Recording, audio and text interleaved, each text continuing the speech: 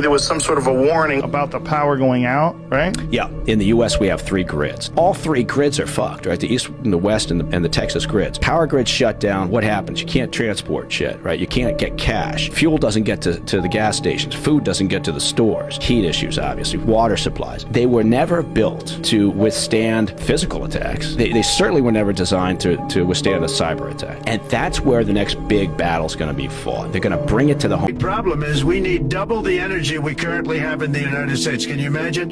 You don't have to hook into the grid, which is old and, could be taken out. If it's taken out, they wouldn't have any electricity. Large blackout affecting the entire or a large portion of the United States of America. Imagine what that's like. You walk outside, you turn on your phone, there's no signal. You turn on the faucet, no water. You turn on the fridge, no refrigeration, your food starts to spoil. You walk outside, cars pile up, no street lights. Within 3 to 5 days, the food is gone from the grocery stores. And the trucks that the city counts on to resupply that food aren't coming. The sewage system starts to overflow and contaminates what remains of the water supply, and people start getting cholera. Societal order starts to break down. There's mass evacuations. The emergency responders have now left.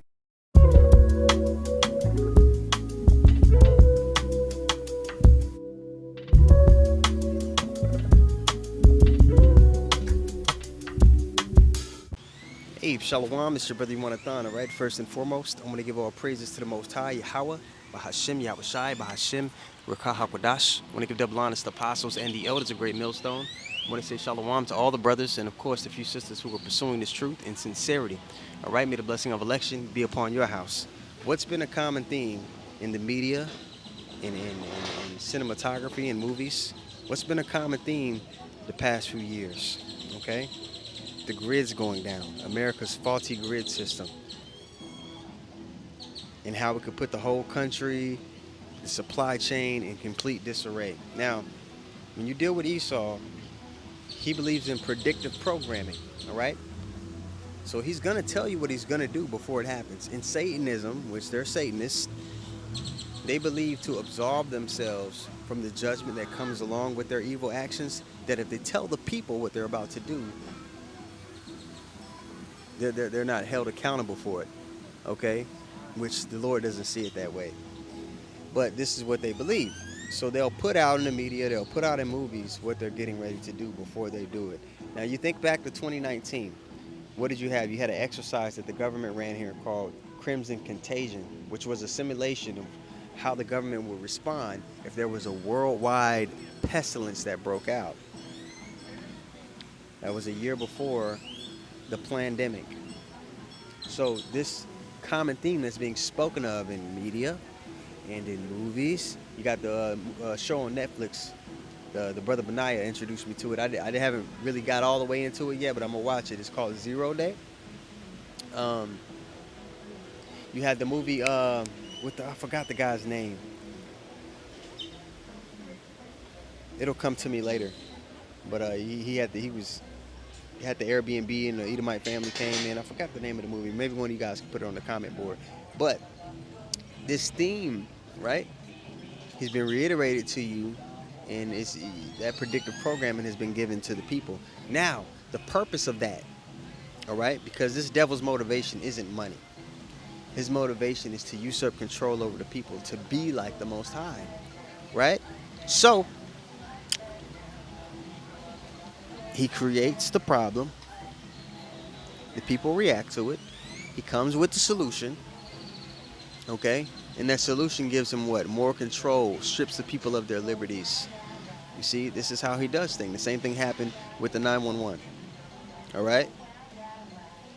Now, what is the solution in this time that he's gonna come with? The solution that he's gonna come with is the Charagma, the MOTB, all right? The changing of the monetary system, the changing of how you get goods, the changing of how you get paid, the changing of how you function within his society, the changing of how you buy and sell, as stated in Revelation 13 and 16. Now, if you're a believer and you're not properly warned about these things, you're going to be ill-equipped during that time to resist and stand against the evildoer.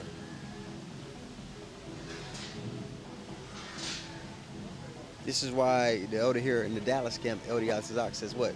The Bible is for the prophets. You have a lot of people that know they're Israelites, and they may be great teachers. They can go into topics and teach. but they're not prophets. They're not able to go into prophecy in great detail, nor are they concerned with it. And they're just playing their part in the movie. But if you need to be equipped to withstand the wiles of the devil and keep your salvation intact, all right, to obtain that goal, which is what this is all about, you need to know what things like the MOTB is, and it needs to be reiterated to you on a regular basis. The question then becomes, are the people that you're learning from, are they reiterating those things to you? Is it a constant theme of, hey, watch out for this, look, it's playing out, it's happening? Okay? But our people, man, they look at this thing as a fad, something just to be a part of. It isn't a standard that they live by. It isn't the avenue to immortality like it is for the remnant, the elect of the nation of Israel. Abba Ratzazah, I'm a part of that number. Now, anyone with common sense, you're realizing these things. You're going to ask yourself, what are going to be the living conditions when the grid does go down? Because this is one of the things that's going to create that day of darkness that the Lord talks about in Amos. This is one of the things that's going to create the most horrific day, you know, as mentioned in Matthew 24 and 21, as mentioned in Daniel 12 and 1, right? So let's go get some precepts and talk about the reality of the situation that's going to be playing out in the earth during that time. Now, when you go to 2nd Ezra, I believe it's the 16th chapter, right? Let's go get it. It talks about sedition, and we get this precept all the time, okay?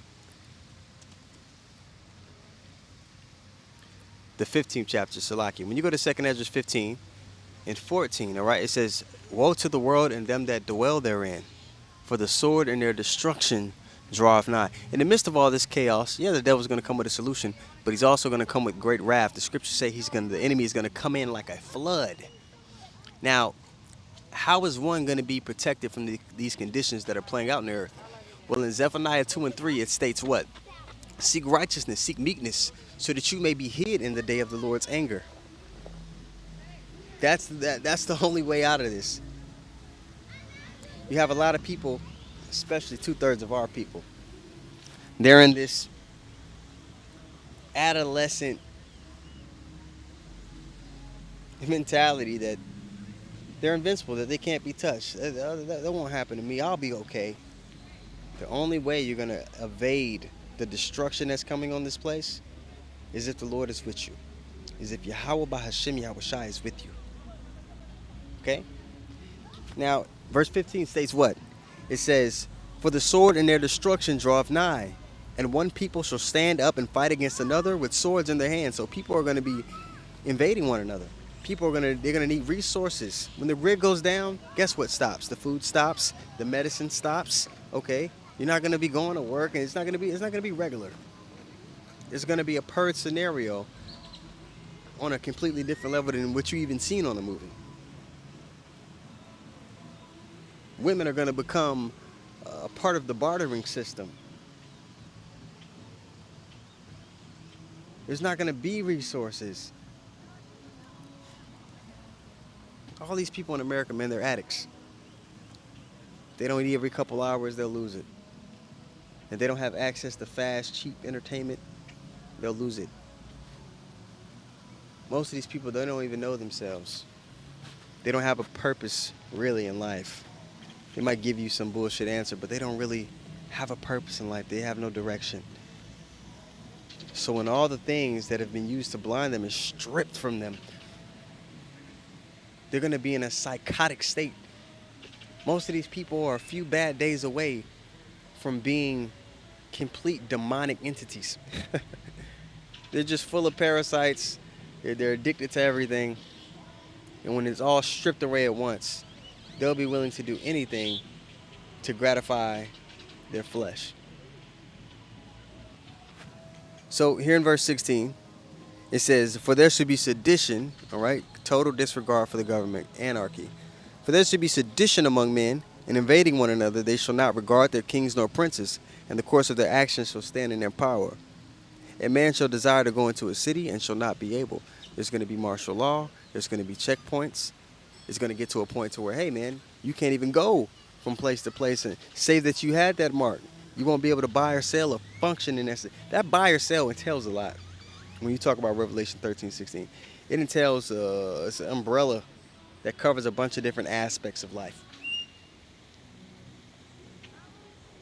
That buy or sell is just basically illustrating to you you won't be able to function in the society here.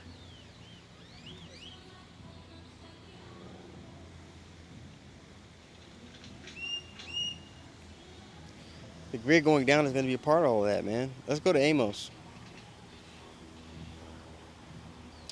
So we go to Amos 5:18. I'll start at 15 actually. It says what? Hate the evil and love the good. Establish judgment in the gate, all right? The leadership should be judging righteous judgment according to what the Lord has stated. Okay? And the leadership, layer by layer, is being revealed in this time. All these other groups with fringes on that's not concerned about the kingdom, that's not concerned with the Lord's business, they're being exposed. And it's becoming more and more and more evident who the Lord's men actually are. Okay? Continuing on. It may be that the Lord God of hosts will be gracious unto the remnant of Joseph. Therefore, the Lord God of hosts, the Lord saith thus, wailing shall be in the streets. Wailing. I want to look up that word wailing in Amos 5:16 and see what we get. Let's look up wailing here. Because that's not a normal cry. So you say wailing, it says lamp to lament. Mourning, wailing. Now I want to look up wailing on the Google. Crying in pain, grief, and anger. A howling. that's not a regular cry. People, you're gonna hear all kinds of noises during that day.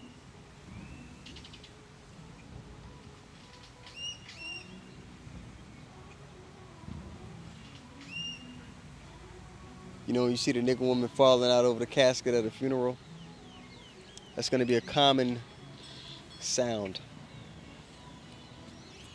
in that day. All right, Amos 5:16. Wailing shall be in all the streets, and they shall say in all the highways, alas, alas. And they shall call the husbandmen to mourning, and such as were skillful of lamentation to wailing. And all the vineyards shall be wailing, for I will pass through thee. All the vineyards shall be wailing.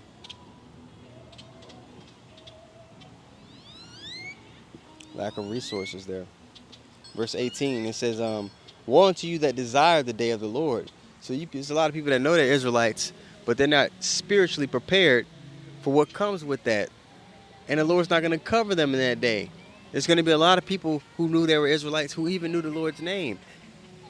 All right? But they're going to hear that phrase, depart from me, I never knew you. All right? You guys know the precept. Lord, did not we cast out devils in your name? They knew the name, but the Lord wasn't dealing with them. He wasn't covering them.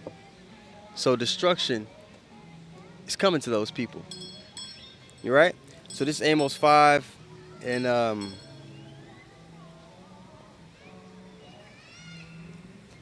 these people, there's a whole sidewalk in front of me, but they intentionally walk behind me.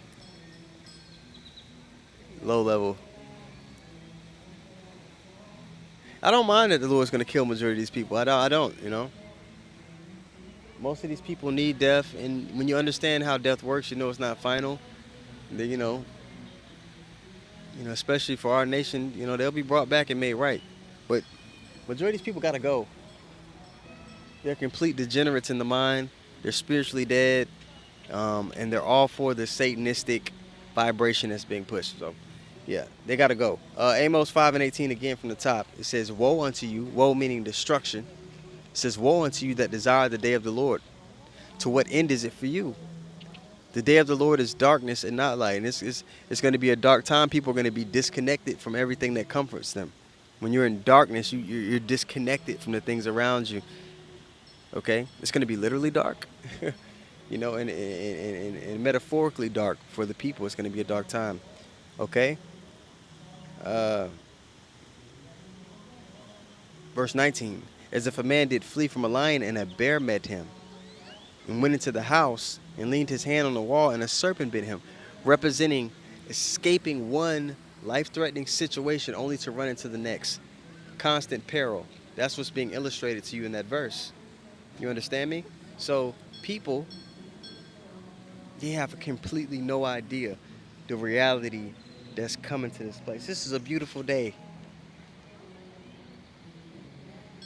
A lot of these people, the kids are out here at the park. They got the little toy train going. You know, it's a beautiful day, man. It's a nice day at the park.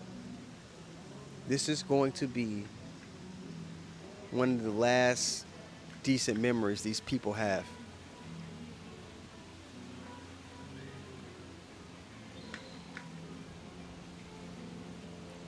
Because this thing is about to get hectic for them.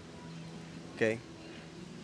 But we know this destruction is coming as a cleansing agent. They don't. They have nothing to hope for. When everything goes to shit, they have nothing to persevere through the shit for. We know we have to endure unto the end that we might be saved, that it's a part of the test. They don't know that. So they're going to fold and be willing to do whatever is necessary. Jeez Louise, that's Rosie O'Donnell. They're going to be willing to do whatever to gratify that flesh, man. They have no spiritual fight. They haven't been in the spiritual gym. And these people are going to lose. Don't be a part of that number.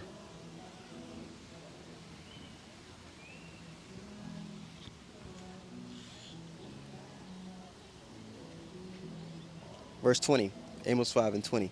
Shall not the day of the Lord be darkness and not light, even very dark and no brightness in it? Okay, these people are through. They have no clue, especially the Christians. Yeah, I'm picking on you niggas. You have no clue what the fuck is going on. Yep, so Abarat's Azad, man, the lesson was edifying. Want to give all praises once more to Yahweh, Bahashim Yahushai, Bahashim, Rakah HaKodash. Want to give double honors to the apostles and the elders, a great millstone. I want to say shalom to all the brothers. And of course, the few sisters who are pursuing this truth in sincerity. All right, may the blessing of election be upon your house. Shalom.